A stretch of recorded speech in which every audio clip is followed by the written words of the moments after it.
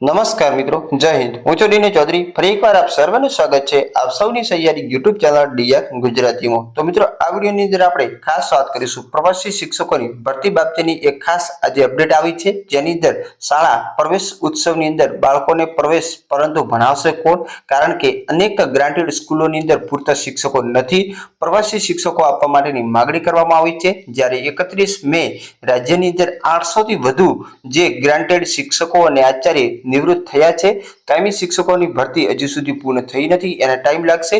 તો શું એની વચ્ચે પ્રવાસી શિક્ષકોની ભરતી આવી શકે છે કે નહીં આવે, એને લઈ અને ખાસ સંપૂર્ણ અપડેટ મળશે આ વિડીયોની અંદર। તો વિડીયો છેલ્લે સુધી જોતા રહેજો। ચેનલ પર ન હો તો સબસ્ક્રાઇબ કરી બેલ આઇકન પ્રેસ કરી દો।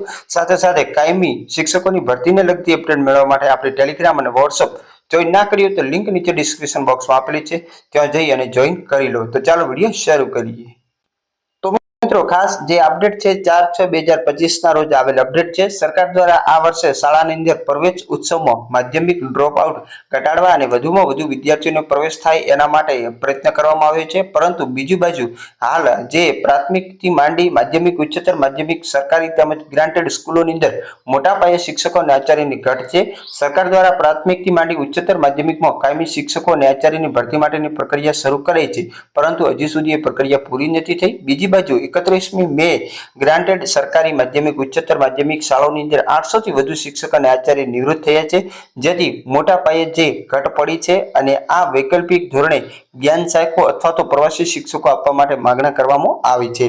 સરકાર દ્વારા જે સરકારી ગ્રાન્ટેડ જે શાળાઓ છે એની અંદર શિક્ષકોની ભરતી માટે અને આચાર્યની ભરતી માટે લાંબા સમયથી આ પ્રોસેસ ચાલી રહી છે, જ્યારે 9 થી 12 માં ખાસ કરી મુખ્ય વિષયના શિક્ષકોને હજી પણ મોટા પ્રમાણની અંદર ઘટ છે। સાથે સાથે 31 મે 800 થી વધુ શિક્ષકો નિવૃત્ત પણ થયા છે, જેથી ટીચિંગ અને નોન ટીચિંગ બંનેની અંદર મોટા પ્રમાણની અંદર અમદાવાદ શહેરમાં જ 130 જેટલી ઉચ્ચતર માધ્યમિકની અંદર નિવૃત્ત શિક્ષકો થયા છે, જ્યારે 800 શિક્ષકો અને 80 આચાર્યની ઘટ અત્યારે મોટા પ્રમાણની અંદર છે। અને સરકાર ભરતી પ્રક્રિયા બાદ પણ 4000 થી વધુ આચાર્ય અને શિક્ષકોની ઘટ રહેશે। અને આ સ્થિતિની અંદર જો શહેરની અંદર શાળા સંચાલક મંડળે સરકારને લેખિત રજૂઆત કરી છે કે કાયમી ભરતી પૂરી ન થાય તે પહેલા 9મી જૂનથી જે સ્કૂલો શરૂ થઈ રહી છે, તો 9મી જૂને સ્કૂલોની અંદર નવા શૈક્ષણિક વર્ષની અંદર વિદ્યાર્થીઓનું શિક્ષણ ન બગડે એના માટે વૈકલ્પિક શિક્ષકોના ભાગરૂપે જ્ઞાન સહાયકોને સ્કૂલની અંદર મૂકવામાં આવે। જે જ્ઞાન સહાયકોની મુદત પૂરી થઈ જાય તેમને છૂટા કરવામાં પણ ના આવે અને ચાલુ રાખવામાં આવે।